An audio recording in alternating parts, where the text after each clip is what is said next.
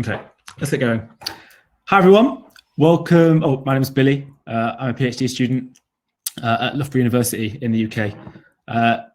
Firstly, I'd like to thank everyone who's spoken already. We've had some amazing presentations. I'd also like to thank all the attendees who've hopefully have found the presentations really interesting as we have as the organisers, and for all of your great engagements so far. This panel is called Humanism and Materialism, and there are a few reasons why we decided to put these papers together, which hopefully the presenters will agree with, but if not, that might be interesting that we can talk about. I think Maria's paper, for instance, the second one that we're hearing today, is kind of an attempt to read Kropotkin as somewhere we'll call between classical and new materialism, so something of a new materialist. And thinking about new materialism and the material turn that we've seen in the social sciences in the last 10 or 20 years, there's been very much an attempt to reconsider the way that we think about human agency, the way that we think about matter and materialism. So particularly, for instance, you can think of the work of Bennett and talking about like the vibrancy of matter, the idea that we can sort of celebrate the materiality of the world in different ways. And a lot of this new consideration about the role of matter in shaping the world and also the potential agency of matter has kind of been it's kind of being reappraised in light of, I guess, climate change and the need to think about sort of the relationship between humans and the natural world in different ways. So when reading Maria's proposal and sort of thinking about how Kropotkin might be read as a new materialist, it sort of chimed with this idea that, again, kind of in the social sciences recently, there's been moves sort of towards post-humanism or problematizing the idea of what the human is in different ways. I know this is something which Bennett will talk about as well, sort of reading Kropotkin through Sylvia Wynter. And the idea that basically the human isn't necessarily a category which can be applied to all humans evenly, perhaps extending personhood to other things, and generally thinking about matter in a different way to, I guess, kind of the more mechanical materialisms that sort of predominated in the 19th and 20th centuries. So that's kind of our thinking and bringing all these papers together. Hopefully we'll see that there are lots of different themes throughout the papers which will kind of intersect across those themes. First today we have Bennett Brazelton presenting, and Bennett's paper is called Mutual Aid and Overrepresentation of Man. Bennett's paper looks at Kropotkin's idea of sort of the innateness of cooperative instincts within humans, and I guess thinking about how that represented a challenge to kind of Darwinian and Spencerian theories about survival of the fittest, although you can debate the extent to which Darwin ever really thought that. And then, as I was saying, reading Kropotkin's mutual aid thesis through the lens of Sylvia Wynter and her problematization of the concept of the human. And what Bennett asks, which I'm really interested to hear what he says on that, is what are the implications of that reading on I guess kind of like the common sense anarcho-communist social biology, as Bennett puts it. Second, we have Maria Rakhmaninova, whose paper is called Between Classical and New Materialisms. Maria's paper revisits Kropotkin in light of sort of this material turn and the rise of new materialist literature. At the time when Kropotkin was writing, so there was this, I guess, a scientific consensus about, again, through Spencer, really, about competition and struggle, and those being almost essential features of not just human but also non-human experiences. Kropotkin obviously challenged this, as we all know, and as we've heard throughout this conference, instituting ideas of the innateness of cooperation again. So how does this fit with what Maria asks? Is how this fits with more, I guess, different anarchist ideas about the role of the individual, and how Kropotkin kind of railed against that a little bit, and how we can think about those ideas in relation to new theories of, I guess, the diffuseness of agency, complexity, non-human agencies, and those things. And finally, we'll have Ole's paper, which is Finding Satisfaction in Life, Kropotkin on Human Nature, Morality, and Joy. Ole returns to Kropotkin's ethics and the conception of true morality, and crucially, his critique of Huxley and Huxley's idea of human nature.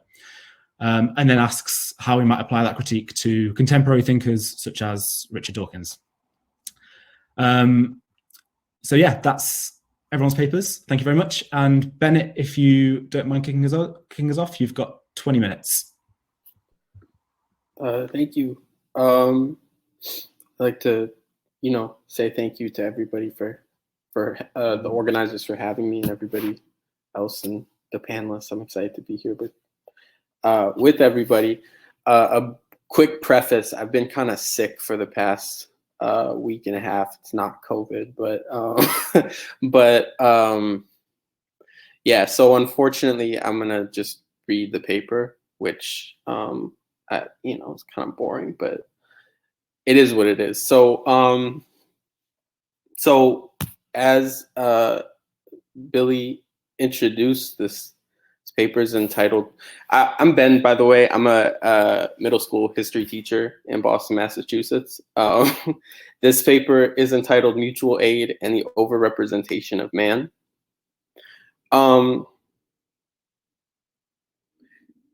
The impact of Peter Kropotkin's work in the field of social biology, which I know has been explored quite a bit in this conference, is difficult to overstate. In Mutual Aid, A Factor of Evolution, among other works, Kropotkin offers a radical alternative to the to the overly competitive and scarcity-driven survival of the fittest interpretation of Charles Darwin. This contribution notably came at a time in which the biological and human sciences increasingly became the ideological and scientific foundation of Gilded Age industrial capitalism. Of crucial importance is the underlying assertion that cooperation is not just morally good, but is in fact a functional necessity for the survival of our and other species. Our innate instinct to cooperate, in turn, becomes the ideological and scientific foundation for a social and political system of human flourishing, anarcho-communism. The problem that I raise here is how can one reconcile the continuation of racial and colonial hierarchy with a supposedly innate instinct for interspecies altruism or mutual aid? Looking at the work of the anti-colonial scholar Sylvia Wynter, I argue that colonization is precisely a process of splintering the human species into man and its inhuman others.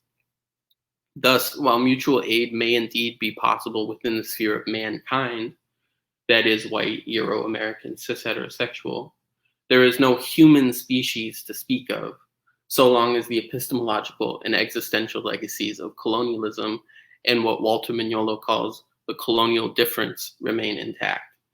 So long as the human is destroyed, the actualization of anarcho-communism is an impossibility. In this discussion, I will first briefly outline a critique of Kropotkin's mutual aid. Second, I'm going to talk about Sylvia Wynter's arguments on colonization and what she terms the overrepresentation of man. And finally, I'm going to end with some implications. I would say more like philosophical implications for anarchist practice. So first off, on Kropotkin's social biology, Kropotkin's collection of essays is laid out. I'm sure most everybody here has read it, but is laid out in 9 chapters and an introduction. The book presumably is organized along the lines of what Kropotkin perceived to be a hierarchy of development. That is, he begins by demonstrating cooperative instincts and practices among animals, including birds, mammals, and as anarchists love, bees and ants. The thesis of these chapters can roughly be summarized in the following passage. Quote, though there is an immense amount of warfare and extermination going on amidst various species, and especially amidst various classes of animals, there is at the same time as much or perhaps even more of mutual support, mutual aid, and mutual defense amidst animals belonging to the same species, or at least to the same society. Unquote.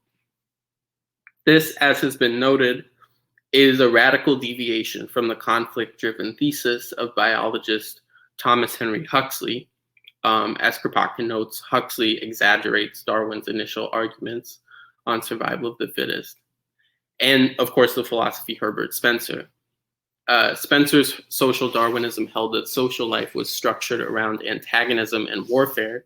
The fittest could, would, and ought to accumulate wealth as a consequence of their evolutionary superiority.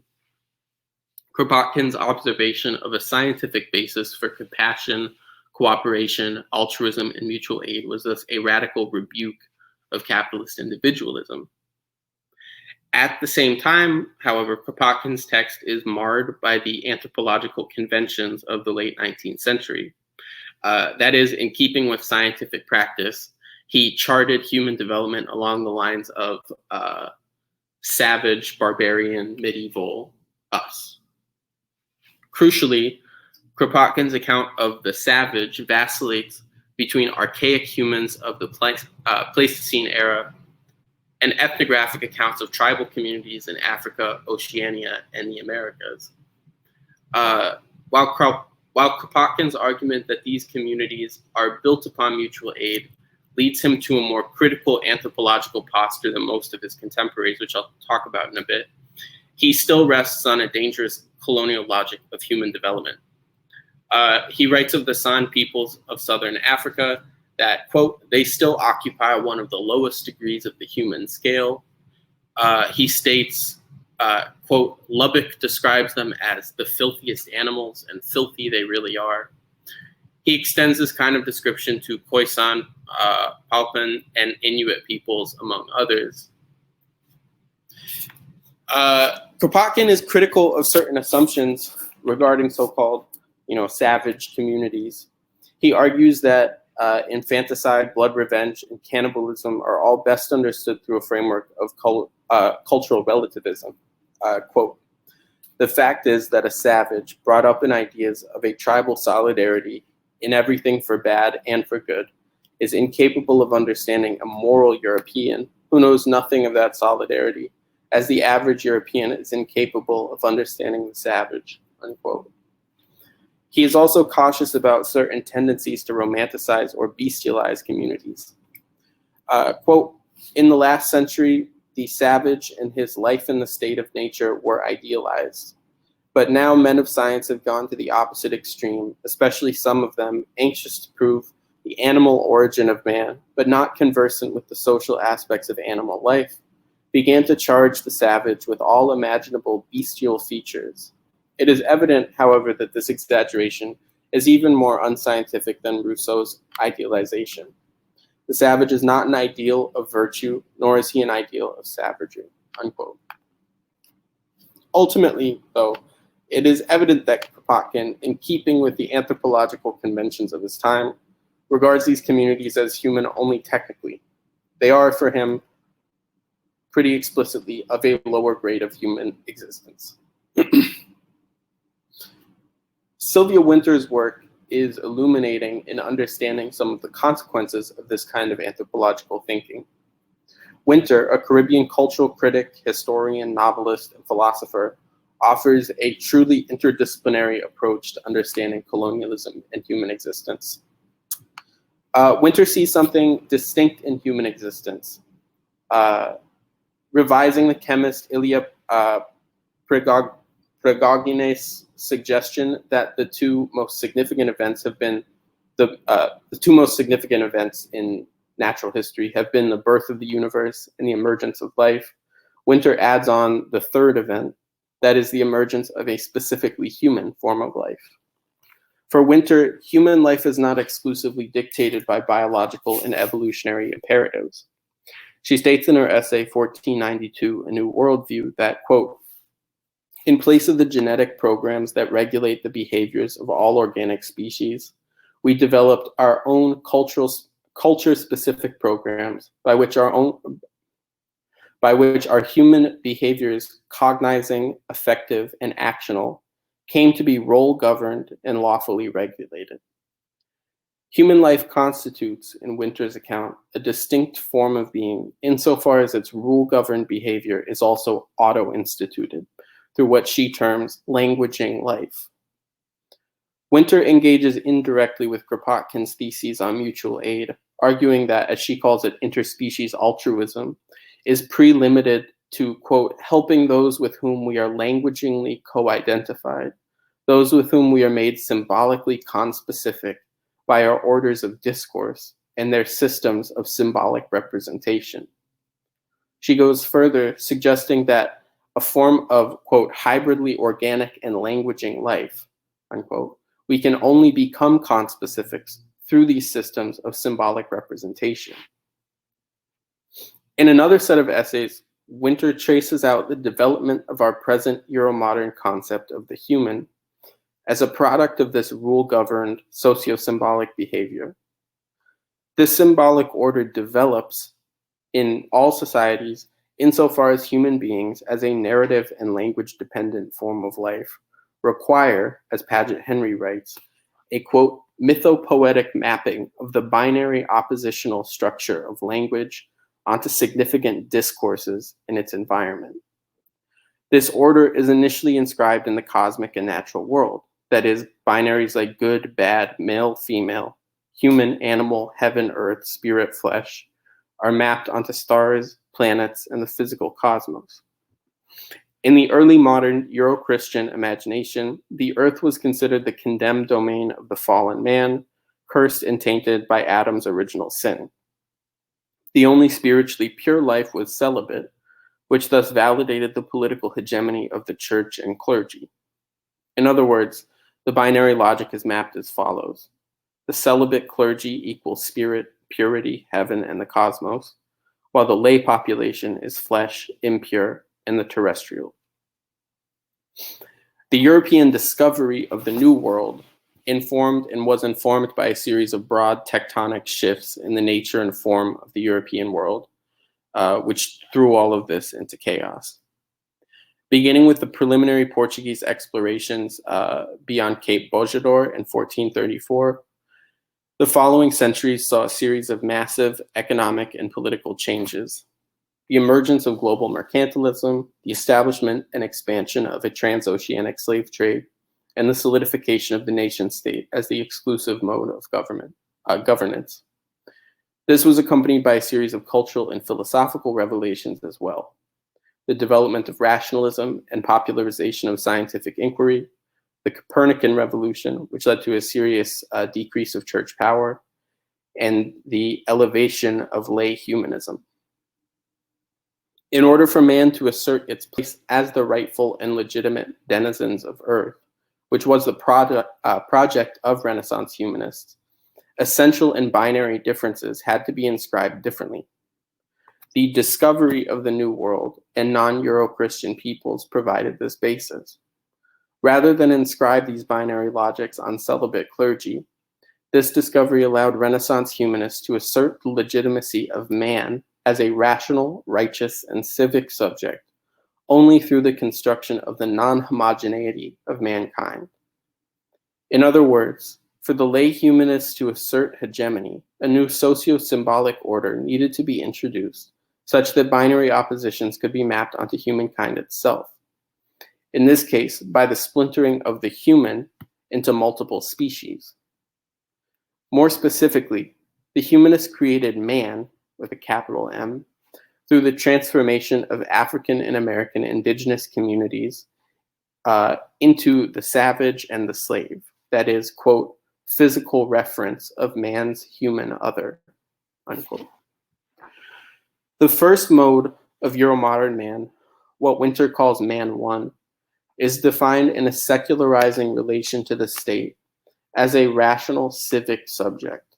Man in this becomes homo politicus, and reason becomes synonymous with Europeanness. This dichotomy is classically demonstrated in The Tempest by Prospero, the embodiment of reason and enlightenment, and Caliban, the native, irrational, enslavable.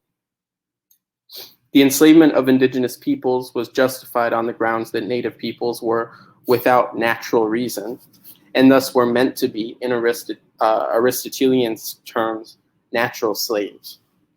Thus, the progeny of the Renaissance humanist revolution, quote, was a projected chain of being comprised of differential, hierarchical degrees of rationality, and thereby humanity, between different populations, their religions, cultures, forms of life.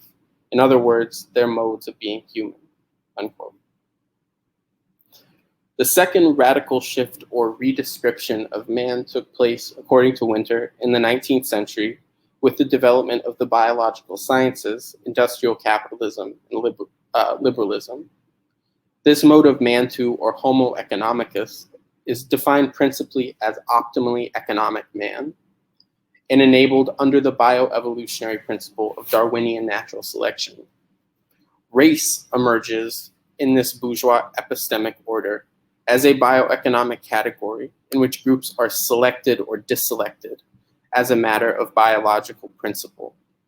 Winter writes, quote, "While it was to be in the terms of this new argument, with its postulate of the no less extra-human, because bioevolutionarily determined, ordering of our contemporary social and economic order, that the extreme situation both of the darker-skinned natives and of the black in the West's new conception of the human was, as it still continues to be, both discursively and institutionally constructed," unquote.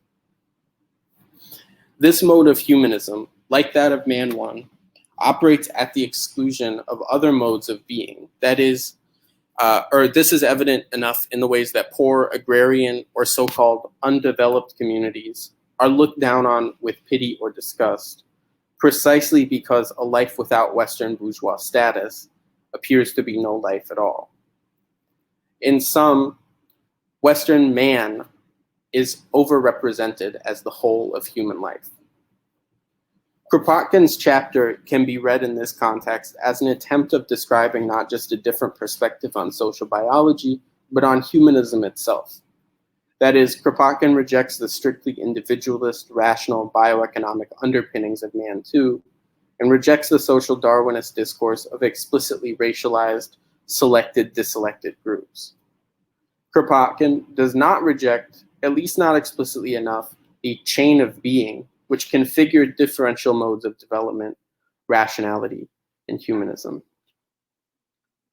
So moving on to just a kind of conclusion of sorts, bringing about a world of freedom, mutual responsibility, consent, and reciprocity, which I believe are at the core of the left anarchist political project, cannot take for granted the problem of humanism and the human.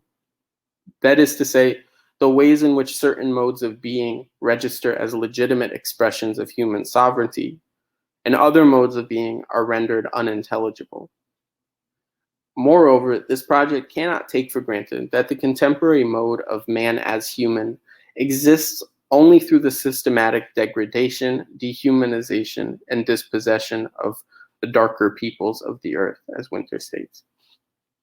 As Winter writes, quote, "The struggle of our new millennium will be one between the ongoing imperative of securing the well-being of our present ethno-class, i.e. Western bourgeois conception of the human, man, which overrepresents itself as if it were the human itself, and that of securing the well-being, and therefore the full cognitive and behavioral autonomy of the human species itself, ourselves, all our present struggles, are all different facets of the central ethno-class man versus human struggle," unquote. The anarchist project must also move to bring about a new conception of the human, one which is not structured on degradation or delimited by linguistic communities or symbolic systems. A world built on mutual aid is only possible if man is destroyed and the human redeemed. Thank you.